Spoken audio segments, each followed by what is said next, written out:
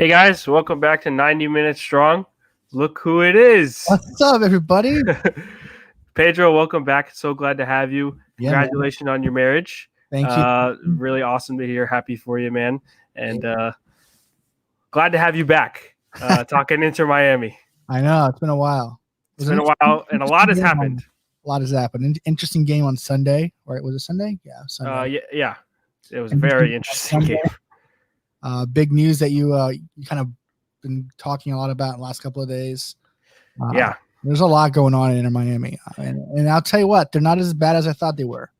No, but I we took a step against Orlando, and then the Nashville game, it went down a little bit, but it wasn't as bad as the tournament was by any means. I don't think they were that bad. I think they were just as good against Nashville. I think they didn't have the calls go their way. Yeah, three wrong penalty penalty calls there in that game. It was absolutely awful refereeing. Still no statement from the league or from pro referees. So probably not going to hear anything from them. Yeah, and I thought that we were because after the DC United game, there was a little bit of a BS, explanation, but yeah, it's true. We didn't get it. So the lineups were just announced about 2 minutes ago. I'm going to read them through really quickly. We have a couple of changes, which is a lot, which is pretty interesting. So the back line is going to stay the same. Figal is going to play right back. Then you're going to have Reyes and LGP playing against his old team. LGP is at center back, and then Sweat on the left. In the midfield, Will Trapp finally gets dropped. We're going to have Jay Chapman playing in the midfield alongside Victor Ulloa. Then you've got Morgan, Pizarro, Breck Shea is going to be out on the left wing.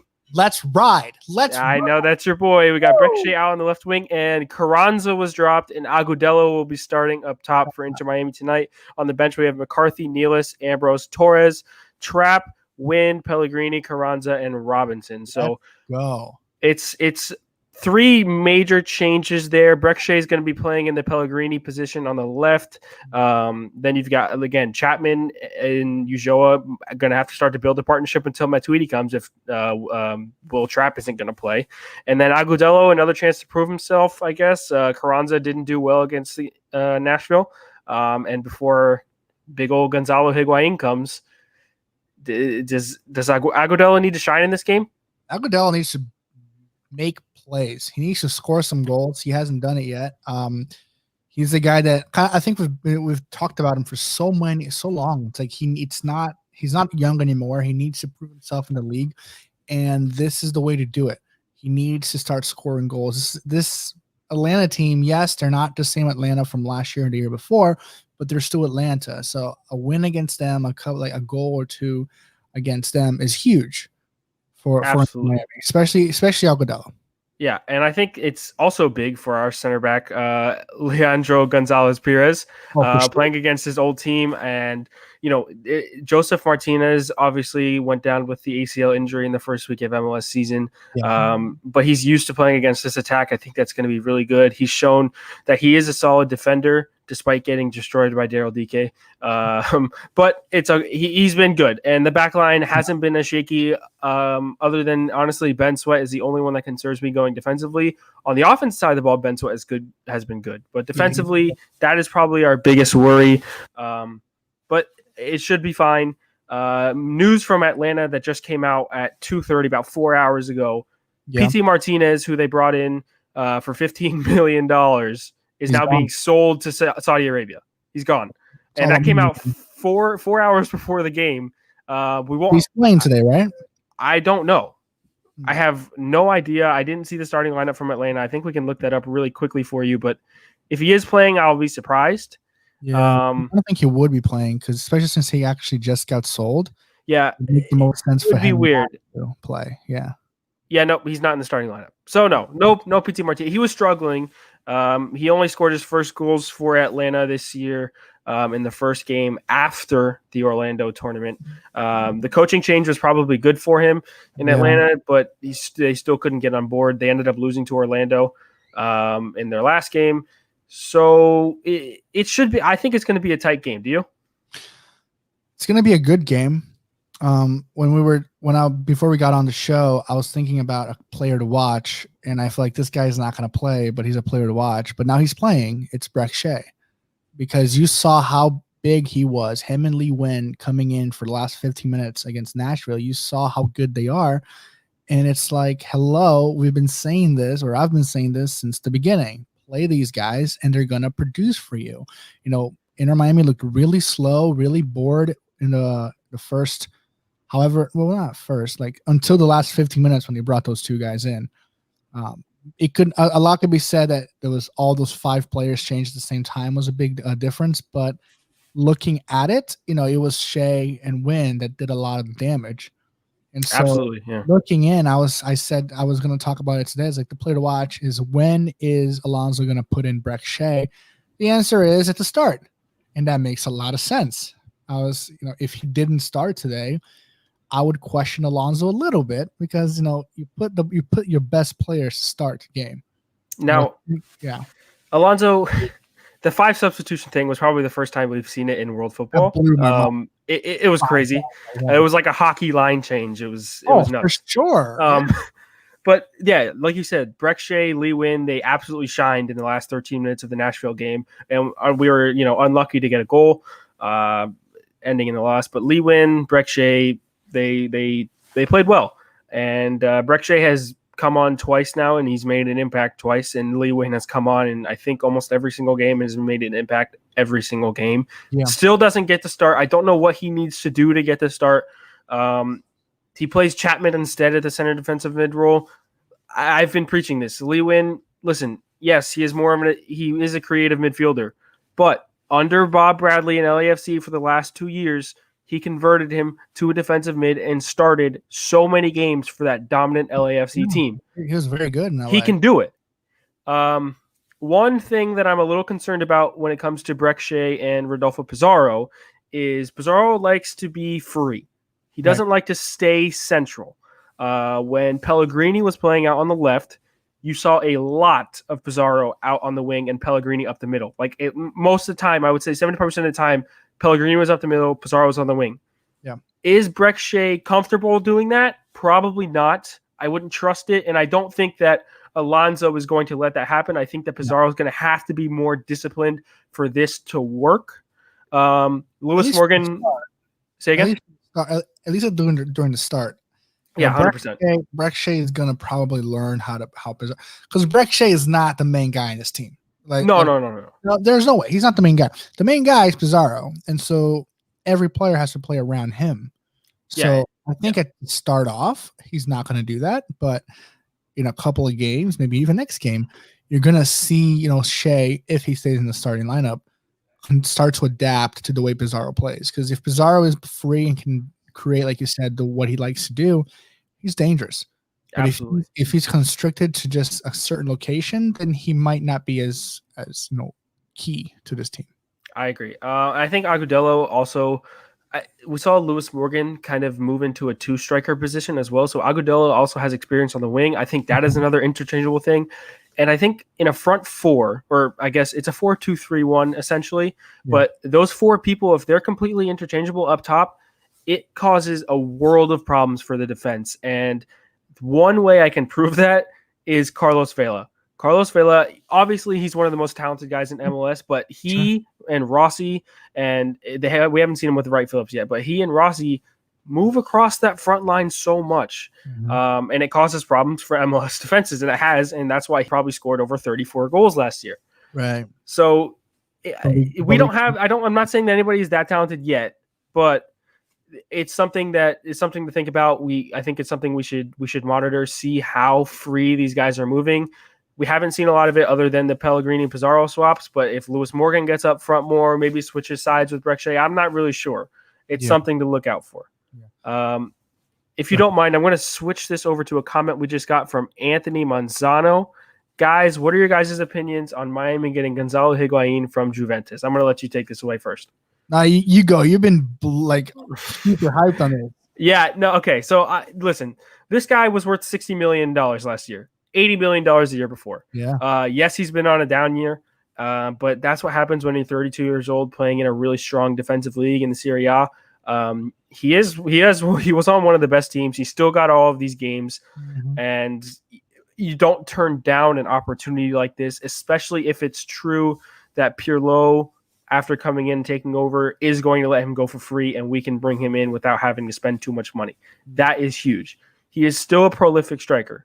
I think that he still probably had a chance to play in Europe. I think he had offers from England and Spain, turned them down, allegedly. This is all just reporting. We don't know for sure. But we also know that there were actual talks with Inter Miami and that something was almost agreed upon. We think it's a contract through December of 2022. We do have the discovery rights, so if he comes to MLS, it's with us.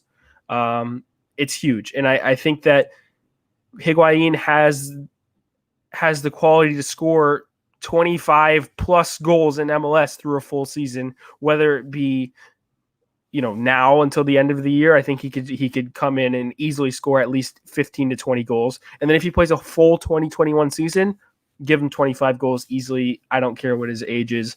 This guy is extremely talented. Now, one thing to note is that this is a very Argentina heavy team. And that could be something to look at. I'm not totally sure how the chemistry would work there, but it is a very Argentina heavy team. I mean, Carranza, Pellegrini, LGP, Higuain coming in. It's good. He is a very attractive striker. He's a player. He's the kind of guy that a team like Inter Miami needs right now. They don't have a goal scorer, and I think that was a big thing we were talking about a couple weeks ago, back when we were doing the show after the NYFC game. Is they don't have people to score, and that's what we've been seeing lately. They haven't scored except for a 3-2 goal, the 3-2 win against Orlando, which was blew my mind. Yeah, it was crazy.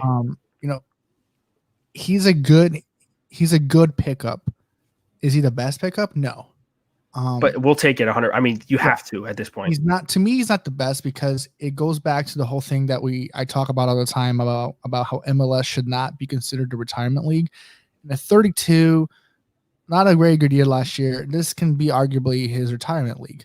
And so, yeah, he's still good, because I think personally the talent in MLS is nowhere near the talent in Italy. So he's going to come in here and do very well. Yeah, I think he's going to dominate. Like, he did that. He wasn't playing very well before coming to LA. It's very rare that these older guys are here because they're still in their prime. I think the only two guys I can think of top of my head that were on their prime when they moved from Europe to the United States was Beckham, prime. Beckham, when he came from Real Madrid after just winning the World Cup, Club World Cup and things like that, and he still had years left in Real Madrid, but decided to come to LA. And Giovinco, who was one of the best players to ever come to MLS.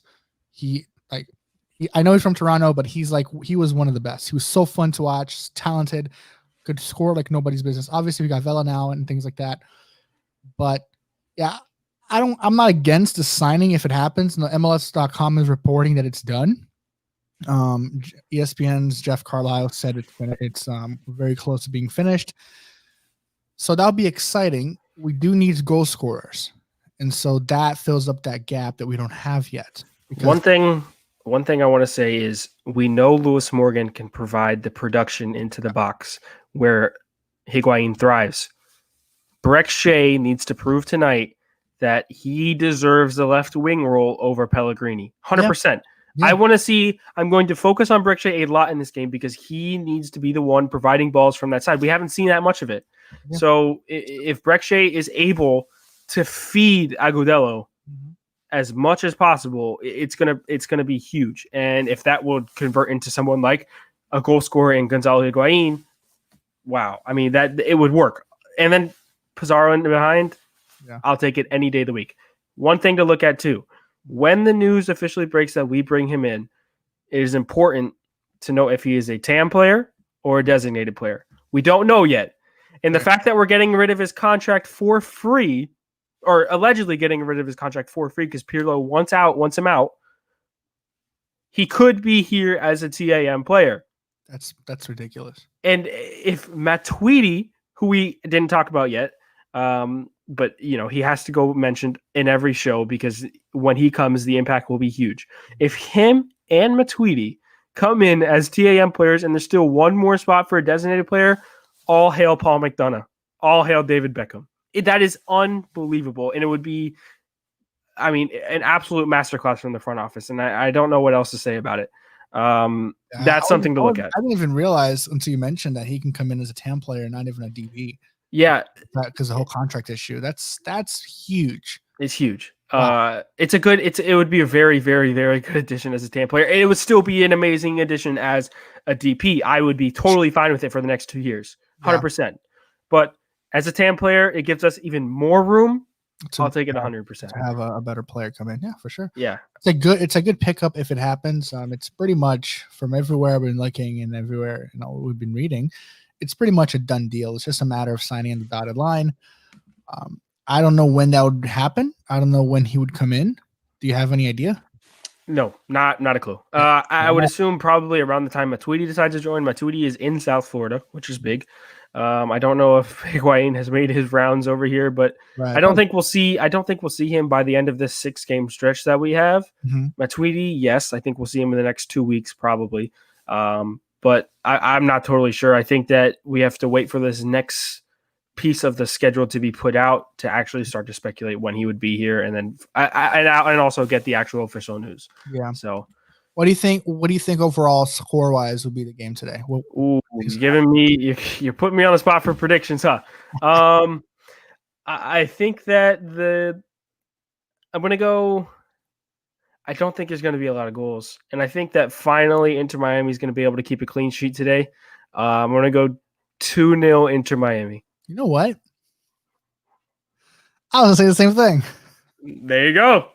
I strongly believe that this 2-0 win is going to come. And y'all can make fun of me as much as you want in the comments. I can't even see your comments. So I don't really care. I think it's going to come from Brek Shea. He's going to play very well in this game. And if he doesn't, then he doesn't. You know what? Whatever. But I think he's going to play very well in this game. He's going to be able to create those passes that we've been lacking because we saw that happen against Nashville. It was just a matter of connecting with the right players and having a couple of extra days to train and have him starting in the lineup is huge. And, he might not be the solution for the rest of this season, but he might be the solution short term until we figure out something long term. Or even in short term while we get Pellegrini back on speed because he hasn't been playing well at all. Absolutely, yep. It'd be a 2-0 win, simply because Atlanta just looks bad. Yeah, they haven't looked great at all. The coaching change. Austin. Nashville looks better. Yeah. I was watching Nashville, and I'm like, Nashville, like before the last 15 minutes, so the entire second half pretty much, until the 5 sub change happened, Nashville was working Miami. It was bad. It was not great. It wasn't a great showing. I think, you know what? I want to read this stat to you. Despite we controlled a little bit of possession in the game, a lot more than we did against Orlando when we actually won. So I went through the stats and I did a little bit of analytics here. We completed 84 more. Stats now? Listen, I was reading into it. I thought it would be interesting. It was something that caught my eye, and then I was like, wait, maybe it's actually true. So I went and looked at the stats. In the Nashville game, we completed 84 more passes than we did against Orlando. Yep. 25 more passes in the Nashville half than they did in the Orlando half. So we were on the percentage of in the attacking half versus in the defending half in both games, they were miles apart. I mean, we were passing in our own half way too much against Nashville, and we were not able to get forward. The midfielders were awful in connecting play from the back to the front, and that's why I think you're going to see Jay Chapman in this game over Will Trapp. Will Trapp provided absolutely no passing outlets, and this is huge. This is absolutely huge. If Jay Chapman is able to connect the midfield like we want to, I think Lee Win would be the perfect one to do it. But I'll tell you what, though, Inter Miami had a lot of more shots on goal than Nashville. And I think that was due to the 5 subs.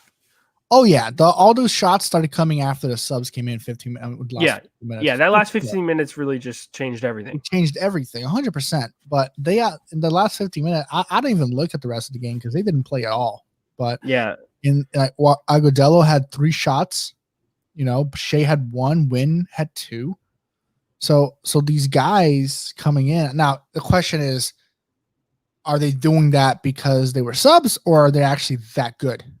So I mean, fresh legs always helps, especially in a game that was like that. It was so passing heavy and everybody's running around a lot. But I will back Lee Win to the day I die. This guy is completely talented, and he needs to be in the starting lineup. Gotta put him in. I don't know what to. If you play Jay Chapman over Lee Win, that's not something that on paper looks pretty. Maybe Alonso's got something in the back of his head that he's been waiting for. I don't know. Yeah. Listen. Basir here says 3-1. I want to keep a clean sheet, Basir. I want to keep a clean sheet today. I'll tell you what, though, Basir's not wrong because Robles isn't playing very well. I wouldn't be surprised if it's either 2-1 or even 2-2 at this point. I don't think we're scoring 3. I think we're scoring 2. Okay. So either it could be a 2-0 win, a 2-1 win, a 2-2 draw, or heck, a 3-2 loss. But I don't think we're scoring more than 2 goals. I'm going to say 2. I'm going to stick with 2-0. I want that clean sheet really badly. Last thing here from Anthony. If the rumors are true, we do get Higuain. Do we move Robbie Robinson and Carranza to the wing? Carranza, not a traditional winger. Robbie Robinson did show a lot of wing play on the left and on the right in Clemson in college. But I don't think you take Lewis Morgan out of the wing at all. The only one to come up to grabs is the left wing side, where Brek Shea is now in the ability to prove himself today. Yeah. Pellegrini hasn't in the first 6-7 games. So maybe that is a possibility that Robbie Robinson can play up there, and you can make them interchangeable. Like I said, when you have a front 4 like that, everybody needs to be versatile up the front and cause problems for the defense. So that is something to look at. Maybe Robbie Robinson does. Robbie Robinson moving would be the smartest decision for them to do because he's so young. He still has time to change and adapt. Absolutely. To the position at MLS. So someone like Carranza probably won't change. So a Robbie Robinson, that's why he's so exciting, because he was really good in Clemson as a striker. We all know that. Mm-hmm. But he's so young, he can actually learn a new position and excel in it in this league. I think that he could play on the left very, very finely. Last prediction here. QOQ 2011 says 1-0 into Miami. I'll take it. If it's a clean sheet, you'll take it at this point. I'll take a clean sheet. That's all I want. All right. Thank you guys so much for tuning in. The game is getting ready to kick off. Pedro's back. You're going to see his pretty face all the time now. Oh, I'm pointing the wrong way. This way. We'll be back. We'll be back. What? When's the next game? I didn't even know. Sunday or Saturday. Be back. We'll probably be back for another pregame show. Yep, absolutely. And then I think I'll have a post-game piece out tonight as well, or tomorrow morning. Make sure to check out that and keep tuning into our pregame show because we love doing it for you guys. Yeah. Pedro, thanks for stopping by again. Welcome back. Yes. And vamos into Miami. Let's go.